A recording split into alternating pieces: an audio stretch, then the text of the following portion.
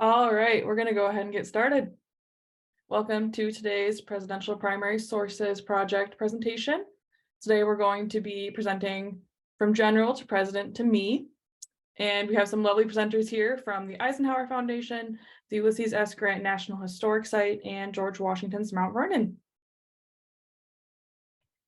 So the Presidential Primary Sources Project, it's a bit of a tongue twister. It's a partnership between Internet2, the National Archives, and the National Park Service. And it's a free interactive educational program we put on from January through April. And this is just a friendly reminder that by participating in this webinar, you are agreeing to be recorded, streamed, broadcasted, and archived as part of the program series. And we keep copies of all of our recordings on YouTube if you would like to go back and see previous presentations, or if you would like to see ones in the future on YouTube. They're all on our YouTube page. And this is the longer disclosure right here. All right, we would like everyone to participate as much as possible. One of the main things we use is the chat box, which looks like a little message bubble, should be at the bottom of your screen. And that being said, we would like to just remind everyone of some ground rules we have. So generally speaking, we want to keep everything in the chat really on topic about what the presenters are talking about. And please feel free to ask questions or make comments about what they're talking about. It's really great to have everyone interact. If you would like to be promoted to video, we can do that.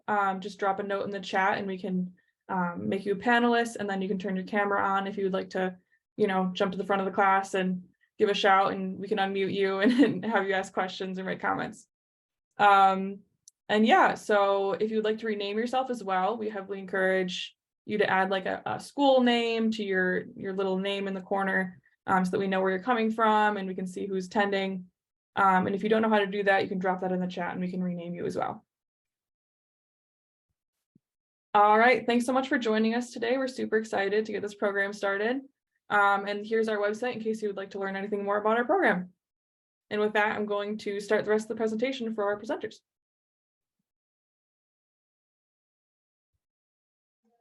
All right, so hi everybody. My name is Tremia Jackson, and I'm the Director of Learning at George Washington's Mount Vernon, and I'm so excited to be here with you, with my colleagues and presenters, talking about leadership and their presidents, starting with George Washington, Ulysses S. Grant, and then Dwight D. Eisenhower. But when we wanted to start with the definition of leadership. So often when people talk about leadership, we're finding that we get it confused with management. So I'm gonna read two definitions for you. So management is task and process focused and involves planning, resourcing, monitoring, and overseeing other tasks and processes. And then click, please. And then leadership is human focused and entails inspiring, developing, engaging, and stimulating the intellect and creativity of followers, as well as creating the climate and culture for followers to thrive. So you can kind of see in these two definitions, like management is really task focused and project oriented, and leadership, the way we're defining it, is being more human focused or people focused. So with those definitions, we have a couple questions for you. Click, please. So who are your favorite leaders? We want you to think about your favorite leaders in your life, in your community, on TV, and just think about them and think about why they're your favorite leaders. What do you like about them? And what traits or qualities do they possess that you like? And we'll ask that you put in the chat the traits and qualities that you like about the leaders that you're thinking of. And let's just kind of have a running chat and we'll read through them.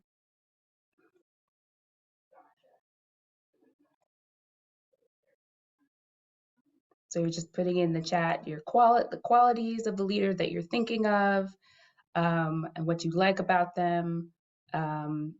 Student council, okay, from Roosevelt Elementary. Rosa Parks from Trillian is a wonderful leader. What about qualities? Brave, okay, Roosevelt Elementary, good one. Any others? One more? Honesty, yeah, these are cares about people. Oh, here they come, okay. Great, thank you. So these are wonderful qualities, your teachers, first presidents, our different leaders as well. So we'll definitely be talking about several of these characteristics, and they may be showing up. So leaders can be your family members, your civic leaders, your friends, teachers, famous people as well. So thank you. Some great qualities. Perseverance and listeners from Melissa. That's great. Click, please. So my presentation is going to focus on George Washington and his leadership qualities. Please. And this is George Washington's Mount Vernon. This is his plantation. It's located on the banks of the Potomac River in Virginia, right outside of Washington, D.C. This is his home and burial site for him and Martha Washington. Please. So leaders are important because they inspire and express our intellect and creativity. They inspire us, which I saw was another comment, to push our boundaries and become better people, take new risks. But along with helping us determine who we want to be, leaders can also help us determine who we don't want to be. They could show us values we want and don't want to hold, or decisions that we do and don't want to make. Their actions as leaders can allow us to decide what we want to emulate or not. And so in thinking about George Washington, he was one person that the country mentions a lot as talking about a leader. So George Washington had many leadership roles in his life, including general. I saw president in the chat there. He was also a son. That could be a leader. He was an older brother. Many people don't realize that. He was one of many siblings. He was also a stepfather and a step-grandfather. So he had many different leadership roles that we can think of. He was also an enslaver and plantation owner at the time of his death. There were about 317 enslaved people at Mount Vernon. So we talk about that here as well at the site. So not all of his decisions and leadership roles can be viewed as emulatable by all groups of people living during his time or today. But by learning about George Washington's successes and failures in leadership, we get to decide what we how to hold him accountable, and how we want to emulate within ourselves what do we want to emulate within ourselves to become leaders to share with our peers in our community. So Washington had many transferable skills as leaders, and I'm going to talk about. The first is about vision, or having a goal and sticking with it. So please click. So this situation that I'll discuss is the first example of George Washington's using vision and strategic thinking came during his time as the general of the Continental Army during the American Revolution. So during the winter of 1777, the soldiers are stationed at Valley Forge, which was a winter encampment site right outside of Philadelphia, where the troops were to be trained and to remain there until spring. But it was a really rough time. It was a really harsh conditions. The soldiers in the wintertime began stealing food and supplies from local families. And George Washington was really trying to get Congress to send supplies. So it was a really difficult time. But during this time, General Washington issues general orders on December 26, 1777, that read, "It is with inexpressible grief and indignation that the general has received information of the cruel outrages and robberies lately committed by soldiers on the other side of Schuylkill. Were we in an enemy's country, such practices would be unwarrantable, but committed against our friends are in the highest degree base, cruel, and injurious to the cause in which we are engaged. They demand, therefore, and shall receive the severest punishment. Such crimes have brought reproach upon the army, and every officer and soldier suffers by the practices of such villains." Okay, so that's pretty strong words, right, from George Washington here. And we wonder, if meat keeps the soldiers fed and strong, and blankets are keeping his men warm and healthy, why would he be against the soldiers pillaging their own people? So let's go back to the highlighted area. It's injurious to the cause in which we are engaged. So Washington is thinking about the Revolutionary War and what they're fighting for. And if soldiers are taking from citizens, they're kind of undermining the cause of the Revolutionary War, right? He's thinking with this general order, he's like, it's a strategic vision to help keep is key to leadership. He helps you create lists of goals and determine what you want to do and what you don't want to do. And for the American Revolution, the goal was to win the war, or was the goal setting up a democratic republic with a civilian-led government? Stealing from its fellow Americans might help with the war, but will it help gain the support of a new nation that these citizens will be actively voting in? So that was something that George Washington is thinking, is issuing this order to prevent the army from harming other civilians. And by the spring of 1778, the soldiers are trained. George Washington does receive his supplies, and the troops march on. So click, please. The key takeaway is having a strategic vision and sticking with it.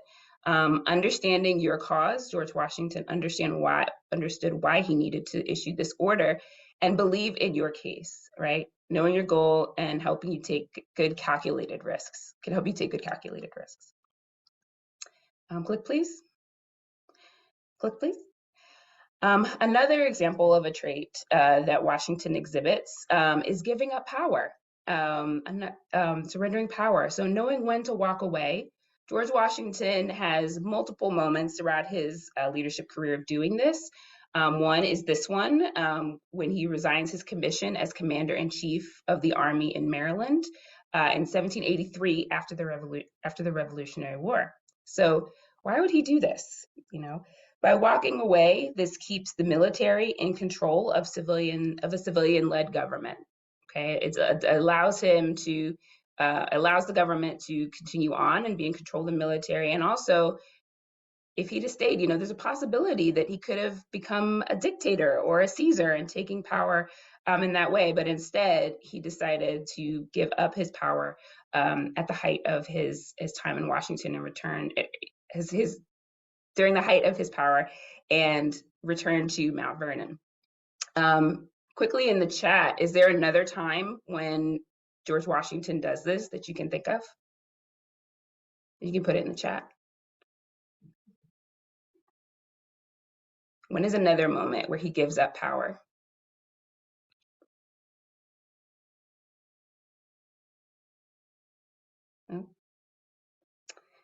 Another moment that he gives up power is, running again for president, end of presidency. Yes, yeah. So he shows that he does not serve for life by giving up his role as president on his second term, and that becomes a precedent that other presidents are able to follow in the future.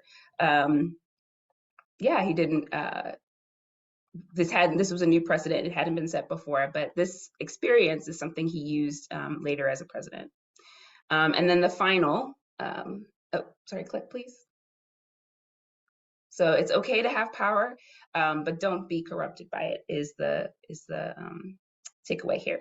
And second, one more. So Washington, Washington's cabinet.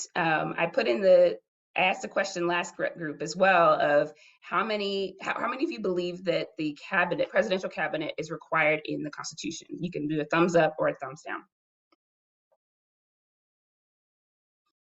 No. Captain Samuel.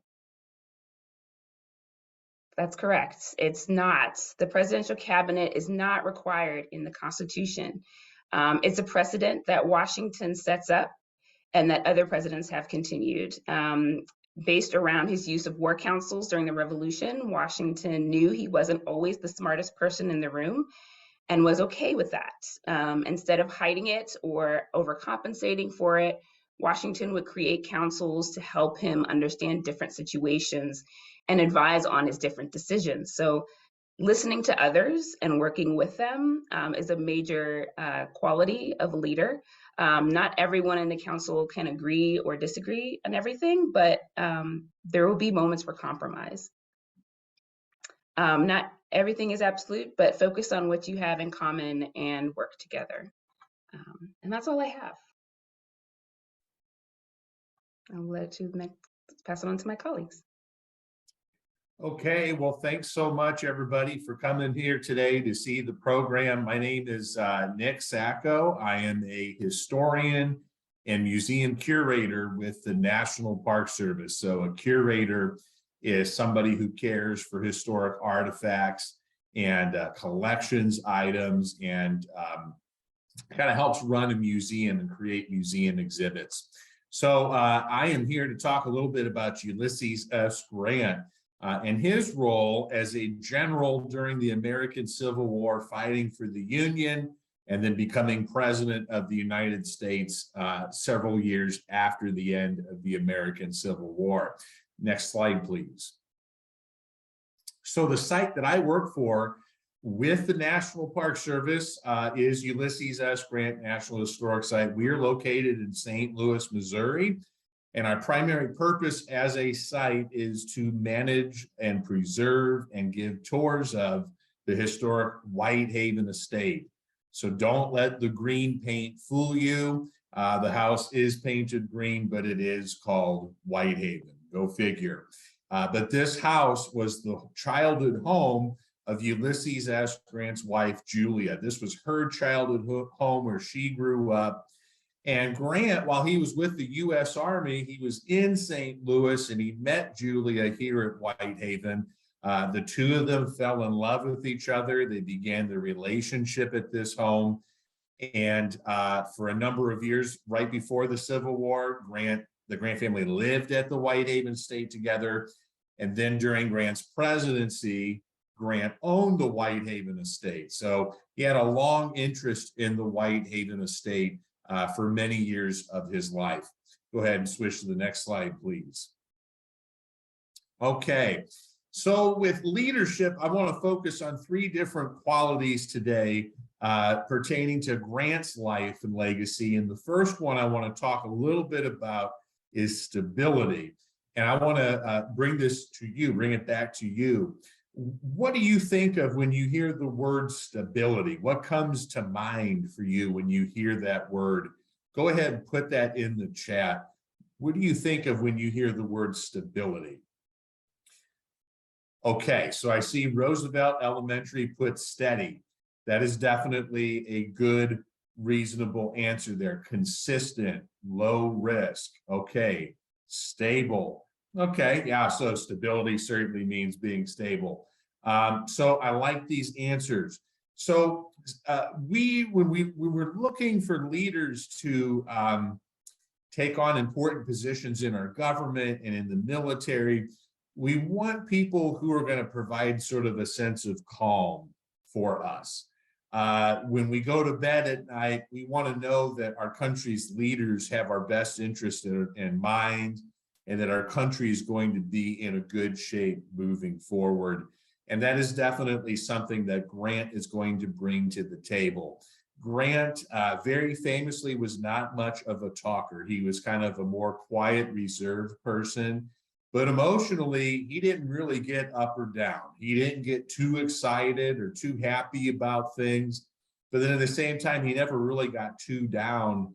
And he wasn't somebody who had sort of a glass half empty perspective. He always did have a glass half full perspective.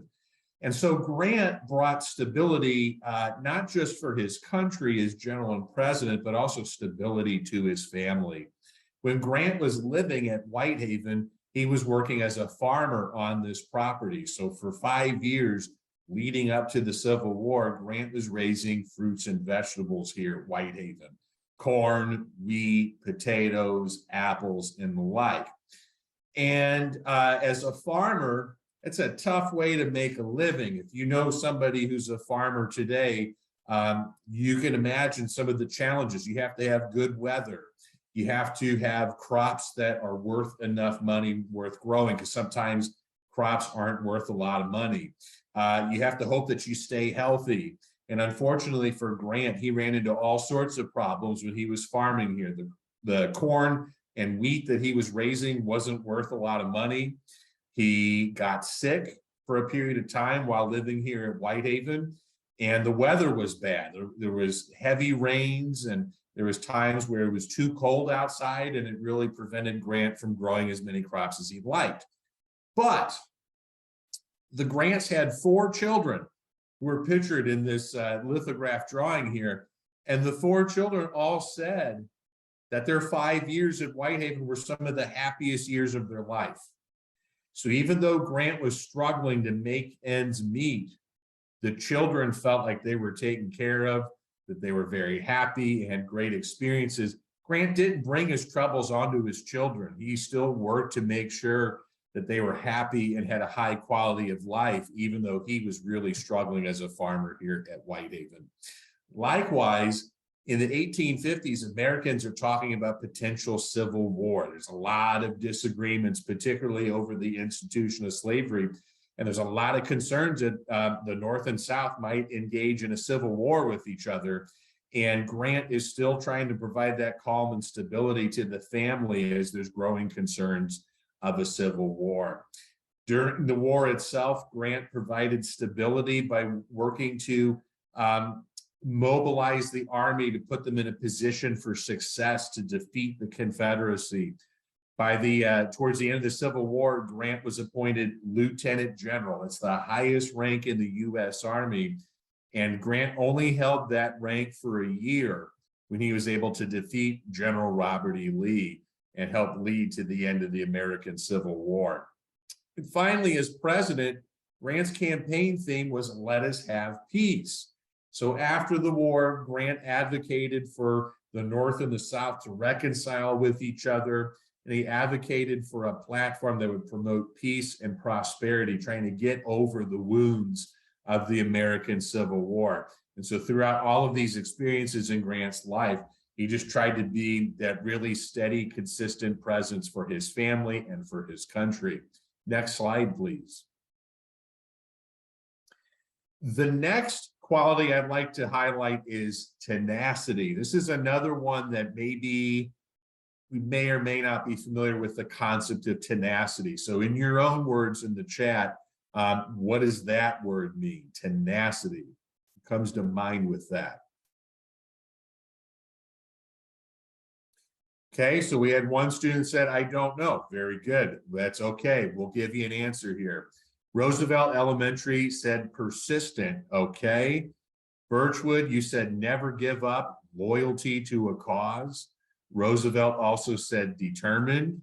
Melissa said determined. Very good. Very good. These are the sorts of answers that nicely define what tenacity is. Now, Grant, he had a superstition, and that superstition is he never turned back. He never wanted to turn back from a mission. If Grant was in the middle of a battle, or if he was trying to accomplish something even in his own private life, like farming, he didn't want to give up until the job was done. He didn't want to turn back or turn away from any potential challenges. And so this tenacity is something that a lot of other people in Grant's day really noticed in him, is that he just simply refused to give up. He would work as hard as he could to make sure that the job was done and that it was done correctly.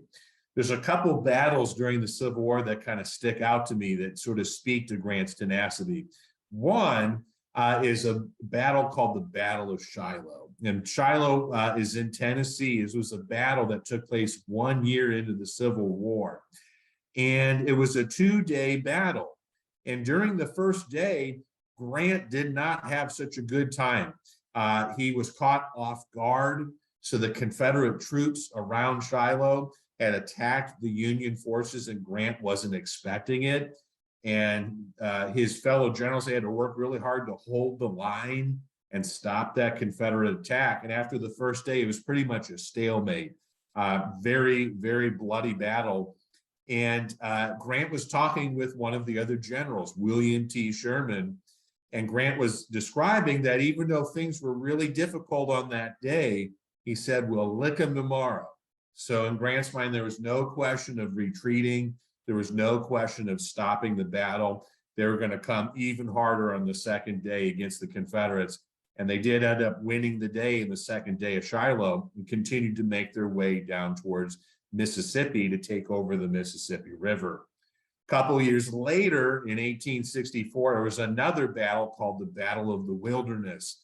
And with this battle, a lot of Grant's generals and his staff officers, they were very concerned about what Confederate General Robert E. Lee was going to do. General Lee was a good strategist. He had had a lot of success. He was the most popular Confederate general by the end of the Civil War. And there's a story of several generals and officers going to Grant and saying, what are we going to do about Lee? How do we stop Lee's attacks? And Grant got really frustrated. He told everybody to stop talking. And he said that he was tired of focusing on Lee. He wanted his generals to focus on what the Union was going to do and what Grant's forces were going to do. And I think that's a really good lesson as well. Think about it within the context of sports. If you're playing a game against an opposing team and all you're worried about is what the other team is going to do, you have no strategy, you have no plan, and you're probably going to lose because you're too worried on what your opponent is going to do. And that's an important lesson from Grant that we can learn with the Battle of the Wilderness is that, hey, let's stop focusing on the Confederates and let's focus on our game plan so we can win this battle. Grant, throughout the Civil War, there's many times when he could have given up. There's many times when he could have packed his bags and gone back home, but he saw that he wanted to fight through it. Grant hated war. He didn't want a civil war to break out. He didn't want the bloodshed that came with the Civil War, but he also did not want to see the United States broken up. And he didn't want to see the ideals of the Declaration and Constitution thrown to the side with Confederate victory. So Grant's loyalty to the U.S. and its ideals sparked this tenacity within him to lead the U.S. to victory after 4 years of bloody fighting with the Confederacy. Last slide, please. And then finally, I want to talk about evolution. We as humans are constantly changing. We're constantly thinking differently about the world around us. So some of you, you're probably a range of ages, maybe 10 years old up through 16, 17, 18 years old. And it's safe to say that what you understand about the world right now and how you feel about the world is going to change in 10 years. 10 years from now, you're going to have more knowledge. You will have traveled to more places. You will have learned about more cultures, and you're just going to think differently about the world. And I think we can learn about the importance of personal evolution through Ulysses Grant as well. Like George Washington, Grant had a relationship with slavery. He did enslave a man named William Jones while living at Whitehaven. And Grant, he wasn't necessarily anti-slavery before the Civil War, but as the war progresses, Grant starts to experience a change in his views. He sees African-American men offering their services, willing to fight in the United States military. By the end of the Civil War, there was almost 200,000 Black troops who served under Grant in the U.S. Army. And Grant was really moved by these actions and these men's willingness to fight for the Union, even though many of these men had been enslaved prior to joining the U.S. Army. Likewise, after the Civil War, Grant initially wasn't too sure about whether African-American men should have the right to vote and participate in elections. He wasn't 100% sold on it, but he kept an open mind. He talked to other people in his circle. He talked to friends, he talked to colleagues, and he was also very moved by the actions of African-Americans who were trying to build homes, schools, churches, and communities and try to make a successful lives for themselves in freedom with the end of the Civil War. And he came to support the idea of all men having the right to vote regardless of skin color. So when Grant was president, we made a constitutional amendment. We added an amendment that made a change to the Constitution called the 15th Amendment that ended racial discrimination in voting. This hypothetically would have opened a door for all men, regardless of color, to vote in elections. Now, unfortunately, it's going to take another 50 years for women to get the right to vote. That's a little bit later down the line, but we can see here that Grant, he's receptive to new ideas. He's willing to keep an open mind, and he eventually becomes a big supporter of civil rights for all Americans during his presidency. But it took him time to get to that point. He evolved into that thought process as he experienced the world and interacted with more people the older he got. So I think we can learn a lot about evolution through Grant as well. That's all I have. I'm going to pass it to Helen. All right, great. Thanks, Nick and Tremia. Hi, my name is Helen, and I am with the Eisenhower Foundation here in Abilene, Kansas. It's also home to our 34th president, Dwight D. Eisenhower's boyhood home, presidential library and museum, and his final resting place. And, I had a bit of a challenge coming up with what character traits I would whittle down for a leader for Dwight D. Eisenhower. And I saw that we have some friends that have a little connection with Eisenhower. With Texas, we have where he was born in Denison. And then we have someone close to his retirement home up in Maryland. So that's always a nice connection. So Dwight D. Eisenhower was our 34th president, and he was also the Supreme Allied Commander in World War II. So he was a five-star general of all of the Allied troops on the European front. All right, we can go to the next slide. Now, I really liked what Tremia, you had mentioned earlier that, Washington wasn't just a general and a president, but he was also a stepfather and a step-grandfather. Well, very similar to Eisenhower, he was also a father and a grandfather and friends to many. And with all those leadership qualities, we want to show those qualities in everyday life that we have. And he was very good at doing that. Next slide. So the first quality I want us to go over is communication. And communication is key to being a good friend and to being a successful leader. Eisenhower, when he went into office, there was a war going on, and it was called the Korean War. And we had US troops over there fighting in Korea. It was divided north to south, and we had been there for many, many years. And there just wasn't a lot of movement happening.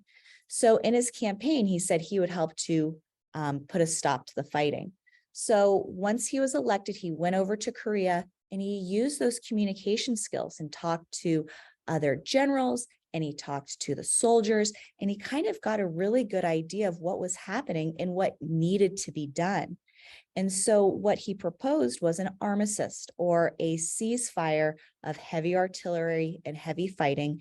And so the war didn't end because there was no resolution, but the communication allowed it to at least cease fire and cease big fighting. So he was successful with his skills with talking with other people versus going to war and battle. And he was a general, and he was in World War I and World War II. But he had a famous quote that he said, "I hate war as only a soldier can." And I think that really hits home with throughout his presidency, that he wanted to not go to war. He wanted to do everything to prevent war, just like Nick said with Grant. These leaders of being a general and a president, that doesn't mean that they want the power. Okay, they wanted to be able to do things peacefully, and he was able to do that throughout the Cold War as well in his presidency. And it stayed the name Cold War instead of a hot war or World War III, because Eisenhower continuously communicated with the USSR's president. They didn't really like each other, but they would continue to keep that open line of communication so nuclear weapons wouldn't get dropped on each other, okay? And so again, using your words versus using weapons can be a very powerful tool and a wonderful leadership quality. Now, I did throw a picture up here talking about his diplomacy. Can anyone identify who's in the photo? We have President Eisenhower and his wife, Mamie, in the center, but can anyone identify the people on either side of them? As president, being diplomatic, being able to talk to leaders of other countries was really, really important. You're right, it is Queen Elizabeth and her husband, Prince Philip. And they had a wonderful relationship, the two countries, and Eisenhower and Queen Elizabeth specifically, they would write back and forth to each other and even trade cookie recipes. They both like to cook and to bake. And so when you have a personal relationship like that, it helps as a leader if you need something larger for your country. It is kind of cute, isn't it? All right, next slide, please. All right, responsibility. I'm sure that's not a new quality of a leader for many of you. I'm sure your teachers and your parents really try to enforce how important it is to be responsible. Well, as President of the United States, it's the president's responsibility to uphold the US Constitution. When they're sworn into office, they put their hand on the Bible and they swear, okay, to uphold the US Constitution. And I'll make a correction. Your hand doesn't have to be placed on a Bible. It could be placed on like a significant book, like even a law book. Okay, so just a little fact. And so when Eisenhower was serving as president, the US Supreme Court said that it was unconstitutional to segregate public schools. So before this, schools were segregated based on the color of your skin. The Supreme Court said no more, okay? And this was back in 1954. Well, in 1957, there was a school in Little Rock, Arkansas, Central High School. And there was 9 brave African-American students that enrolled in school that year to be the first African-American students in this school to begin the integration process. What happened is the governor, the state governor, Governor Faubus said, no, I don't like this idea. I don't care if it's the law. And he sent the National Guard to prevent those students, those African-American students, from entering the school.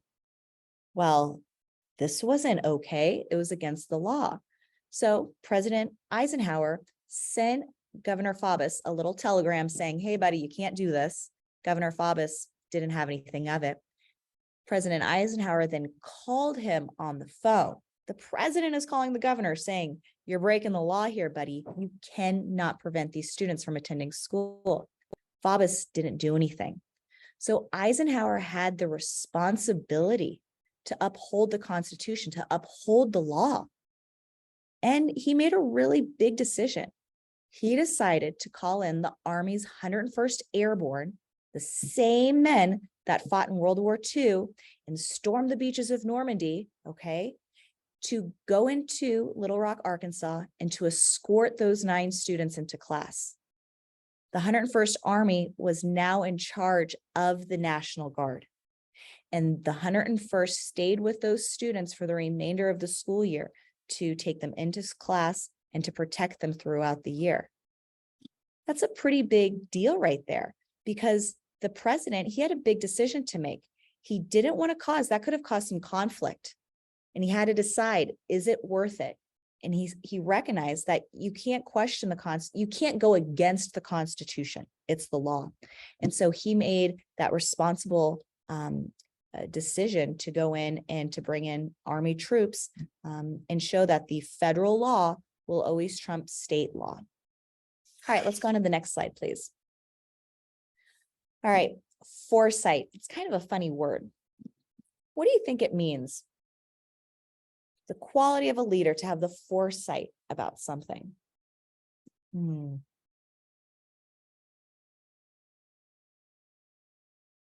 Roosevelt Elementary, yes, to think about the future. Trillium, to see the future, to know what is coming. It's hard to do that, okay? But what you can do is you can take facts and gather information, and you can make an educated guess of what might happen. Yes, you're absolutely right. Birchwood, Blue Hills, to predict. And that's what happened when Eisenhower was invited to go to a concentration camp to tour it. So before he was president, he was general in World War II, and we're looking at 1945. The end of World War II was very close. The Nazis are now coming and retreating back to Germany, and these concentration camps, these kill camps of Jews, were just abandoned. Well, the Allied troops came across them, and they were shocked to see what they found. And so General Eisenhower and several other generals were touring Ohrdorf concentration camp, and they were so surprised at what they saw. These were generals that had seen war, okay? They had seen death. They knew that these things happened, but to innocent people, women, children, unarmed, And for the point that it's because of their religion or their beliefs, it was very, very horrific sights. And Eisenhower said, I had no idea. The media, this was so well kept that this has to be documented because no one's going to believe me. And he's the general. No one's going to believe me that it's actually this bad. So he had the foresight to say, we need to photograph all of this. We need to write about this. We need to invite Congress, the ones that make laws. We need to invite editors of newspapers to come and document what's happening around us in case in the future anyone tries to question the atrocities of the Holocaust. And believe it or not, there are people out there that question if the Holocaust was real or was it as bad as everyone says it was. It was even worse. And we have the documentation of that because Eisenhower said, Congress, come, editors, come, other world leaders, come and document this. He even invited troops, allied troops that were fighting, nearby, if they weren't in a gun battle, he invited them to the camps. Why do you think he would invite these troops to the camp to see such atrocities, to see these horrible sights? Shouldn't he say, hey guys, take the day off? Instead, I want you to come to this camp. Why do you think Eisenhower wanted his troops to do that? You're right, Melissa. They needed to see what they were fighting for. War is a challenging time. Oftentimes you're really in the mix of it and you don't see what you're fighting for. You're just fighting the other guy. But once they saw this camp, there was a true understanding of why they were there. And fortunately, Eisenhower had the foresight to get all of this documentation so that we have it today, so no one can question the Holocaust. All right, those are the three qualities I had today. I think Tremia and Nick and I will come back on camera and see if any of you all have questions for us or anything that you might like to share about a leader or leadership qualities.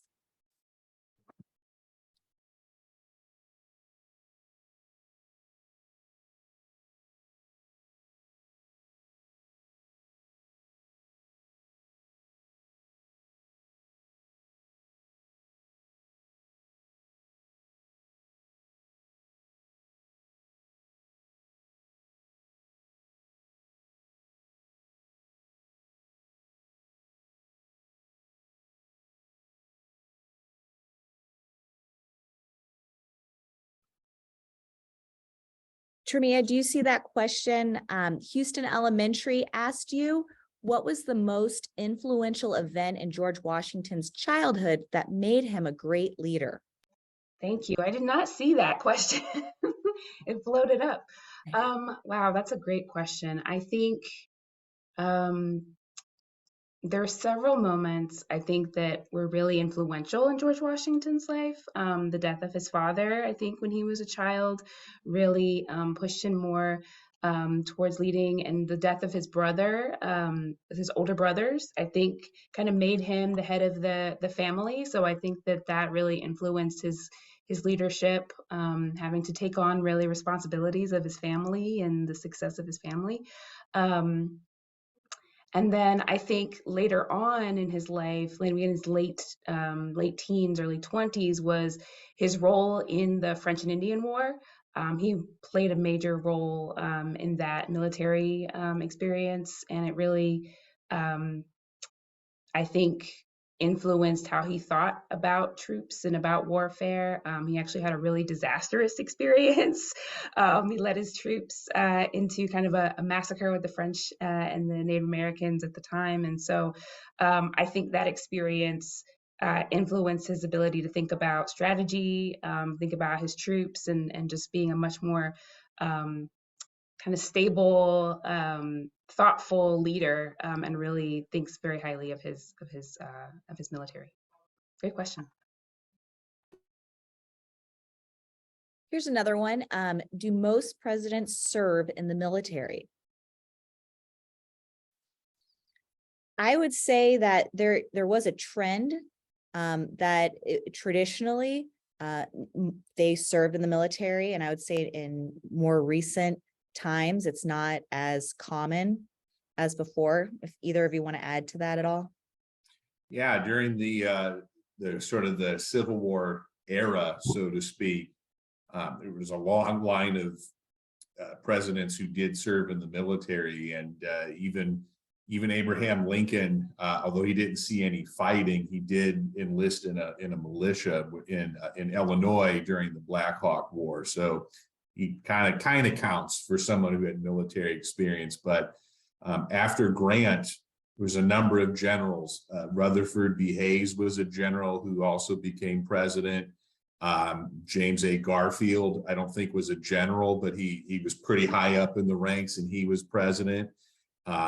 William McKinley fought in the Civil War, was also a president. Benjamin Harrison fought in the Civil War, was a president. So at that time in the late 1800s, having that Civil War experience as a veteran definitely got you some points in the polls. But Helen, you can correct me if I'm wrong, but I think Eisenhower might be our last general president. So it's been since the 50s since we've had a general president. Yep. And, Birchwood asked a question. I think it kind of plays into what we were saying of how does military experience help those leadership qualities? And, you mentioned the people. Oftentimes, if you are successful in your military career, you already have some street cred with the people, and they know your name, and they know that you are successful and that you were what type of leader you were. And that might be the type of person you want in office. Yeah. And to kind of put it in perspective, during the Civil War, by the end of the war, Grant was in charge of more than 1 million soldiers. And there's not many companies or businesses where you're an executive of more than 1 million people. And so at the time that Grant was president, the entire nation was about 39 million people lived in America. But having that experience of being able to manage a huge operation with a large number of soldiers, a hierarchy between sort of the lowest soldier and then the officers moving up through the ranks, being able to coordinate movements and strategy and to implement a goal across a big network like that. Those are skills that we look for in presidents. And so it's historically has played an important role in choosing presidential candidates. Although once again, it's not as common today as it used to be, it seems like. Mm-hmm.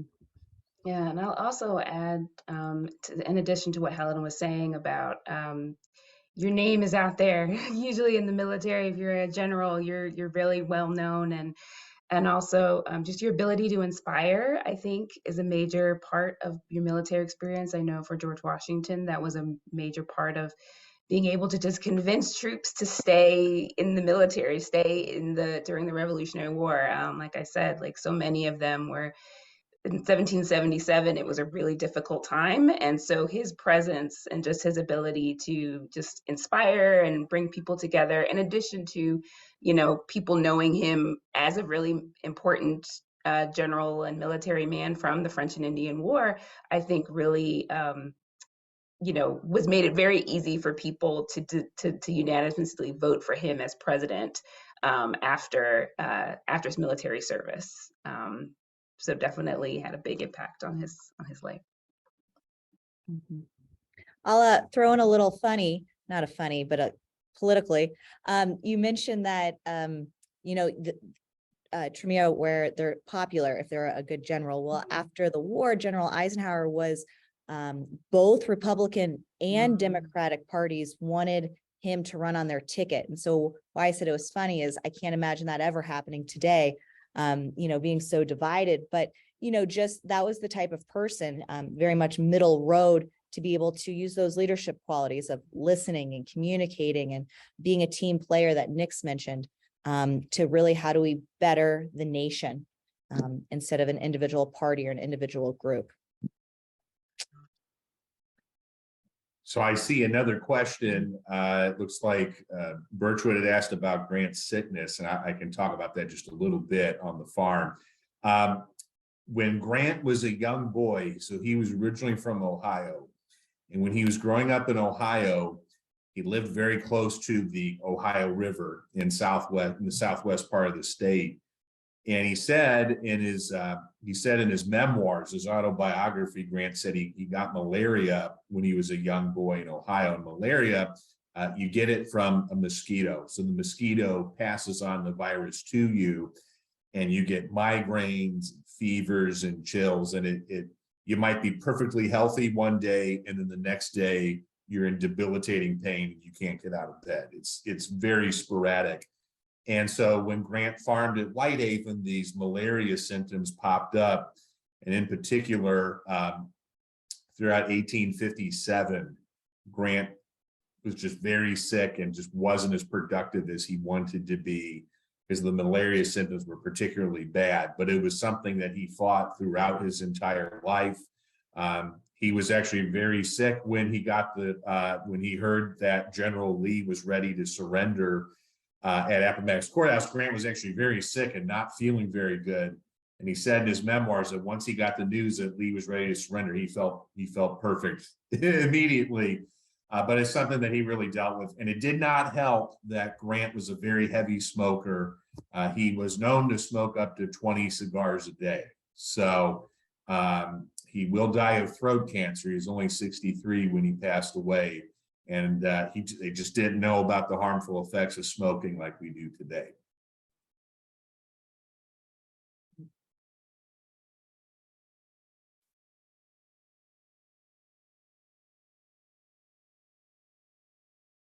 All right, well, if there aren't any more questions, then I just wanted to say thank you so much to our presenters for sharing your expertise and your time with us.